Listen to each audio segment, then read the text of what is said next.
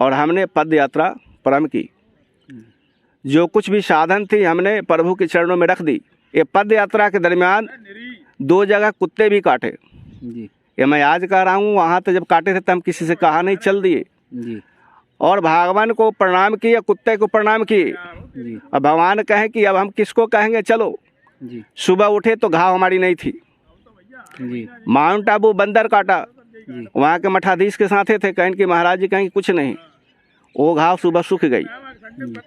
तो इससे विशेष कुछ कहने की तो मेरी बात नहीं है। जी। तो पता चला है जैसे संकल्प में धन नहीं लेते, पैसा नहीं लेते, हाथ नहीं लगाते। हाँ, वो तो हमको ज़रूरत पड़ती ही नहीं अब, जी। क्योंकि मेरी कोई इच्छा शेष नहीं रही।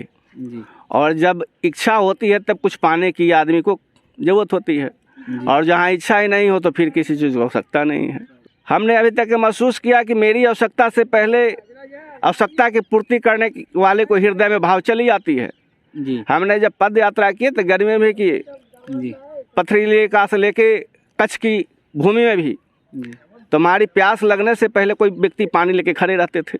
दोस्तों, वृंदावन की इस यात्रा में लगातार त्यागी, तपस्वी, महान संतों के दर्शन करा रहा हूँ। जब भी वृंदावन की यात्रा में मैं देवराहा बाबा आश्रम पर आता हूँ या उनके घाट पर आता हूँ तो कोई न कोई महान संत मिल जाते हैं, कोई न कोई तपस्वी संत मिल जाते हैं।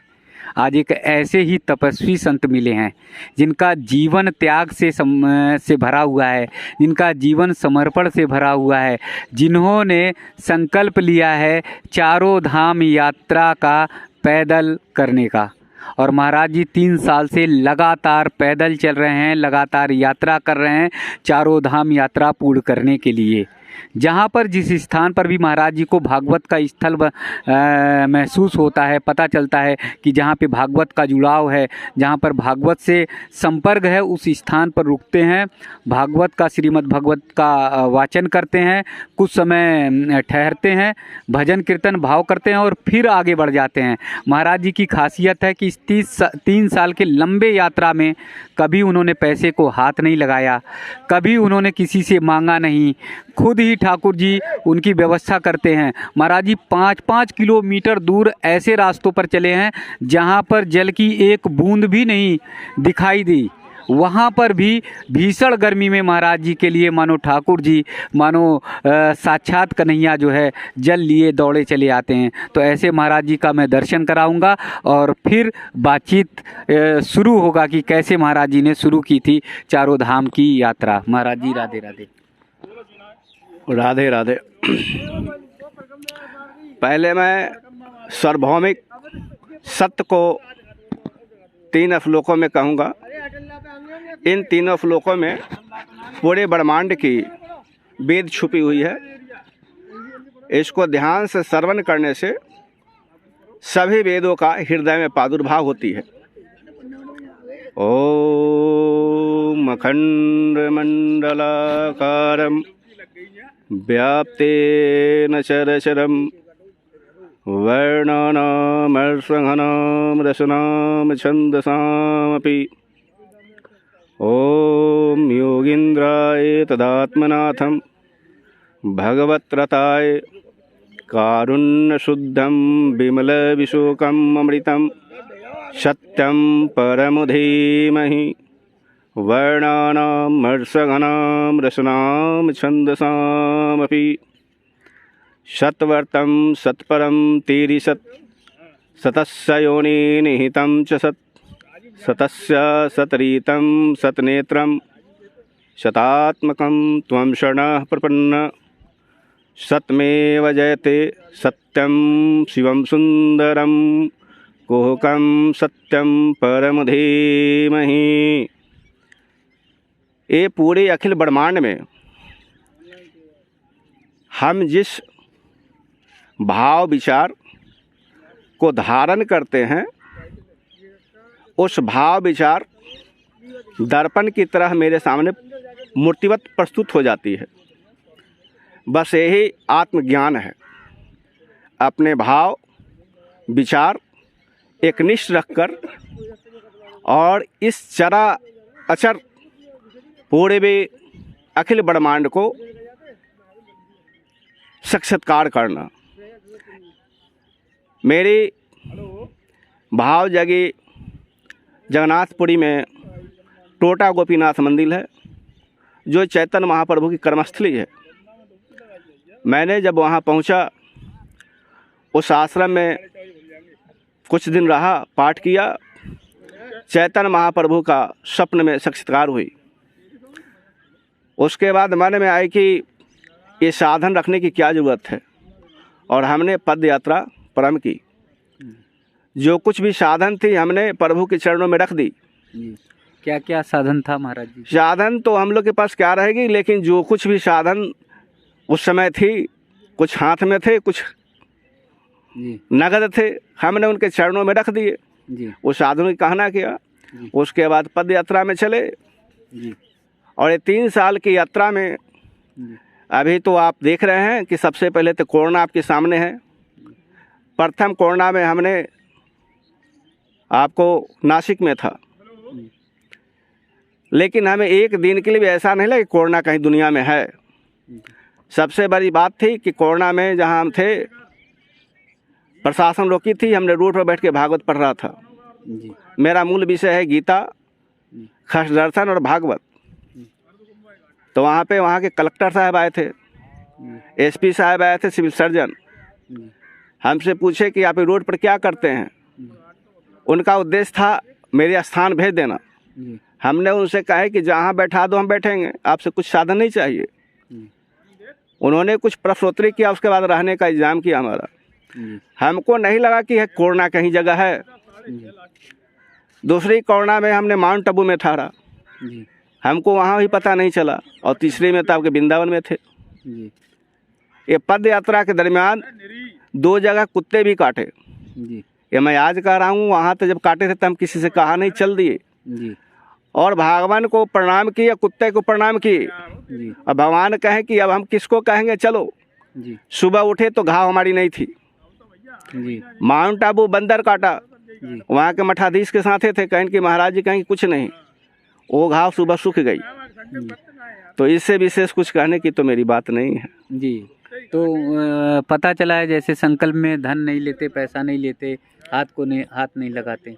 हाँ, वो तो हमको ज़रूरत पड़ती ही नहीं अब जी, क्योंकि मेरी कोई इच्छा शेष नहीं रही जी। और जब इच्छा होती है तब कुछ पाने की आदमी को ज़रूरत होती है, और जहाँ इच्छा ही नहीं हो तो फिर किसी चीज़ हो सकता नहीं है। तो जैसे यात्रा करते हैं, चलते रहते हैं, तो ज़रूरत पड़ती है। हमने अभी तक महसूस किया कि मेरी आवश्यकता से पहले आवश्यकता की पूर्ति करने वाले को हृदय में भाव चली आती है जी। हमने जब पद यात्रा की तो गर्मी में भी किए जी, पथरीली इलाका से लेके कच्छ की भूमि में भी। तो हमारी प्यास लगने से पहले कोई व्यक्ति पानी लेके खड़े रहते थे। अब इसको हम उसको व्यक्ति पूछे कि उसमें ठाकुर जी को देखें। जी। कोरोना भी आई तो हमारी समस्या से पहले मेरी समस्या समाधान हो गई। जी। तो अब तो हम व्याख्या क्या करें, व्याख्या करने के लिए हमारे पास शब्द नहीं है।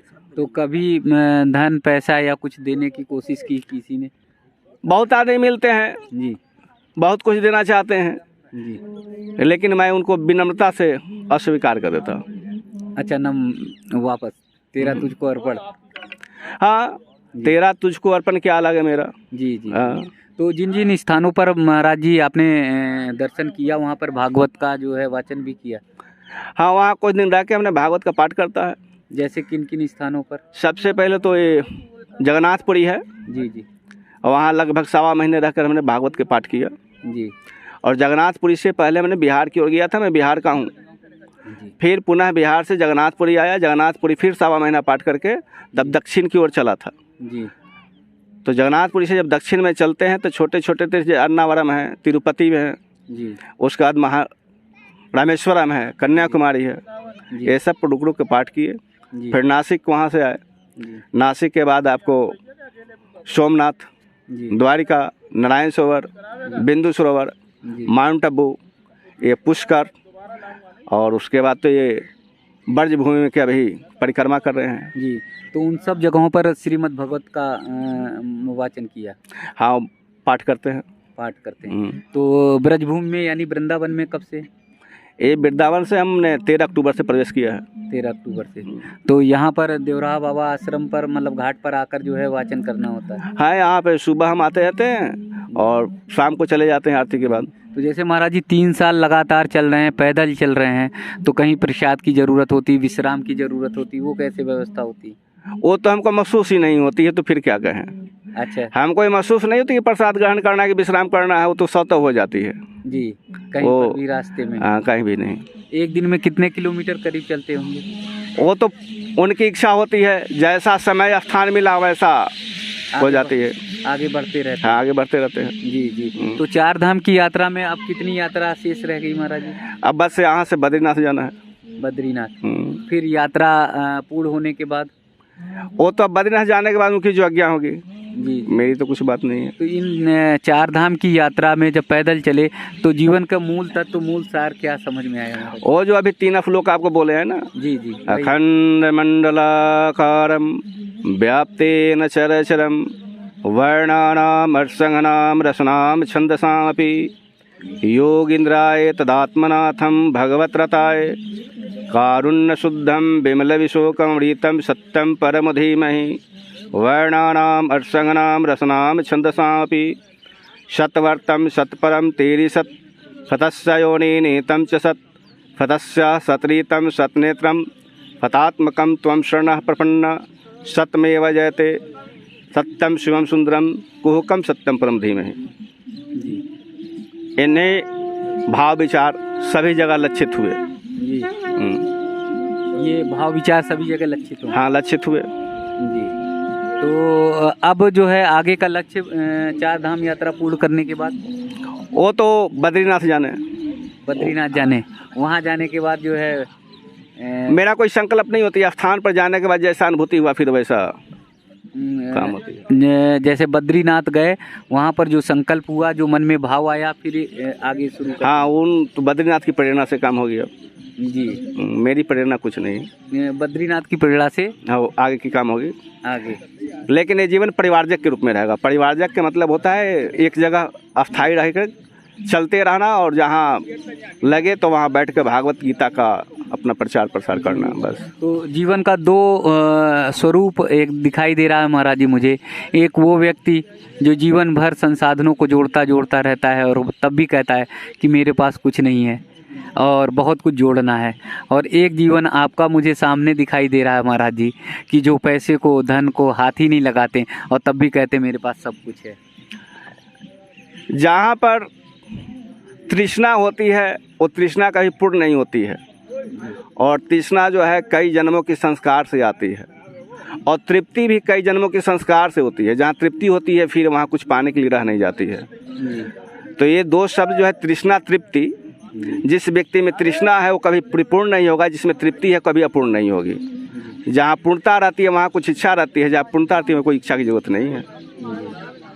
तो जिन व्यक्तियों को लगता है कुछ कमी है, कहीं न कहीं उनमें तृष्णा है। तृष्णा है जी। और जिन्होंने समझ लिया कि पूर्ण है, तो बस जो परिपूर्ण है उसको तो तृष्णा नहीं है, वो तब नहीं है, वो तृप्त हो गया, तो तृप्त में फिर कुछ शेष बच नहीं किया।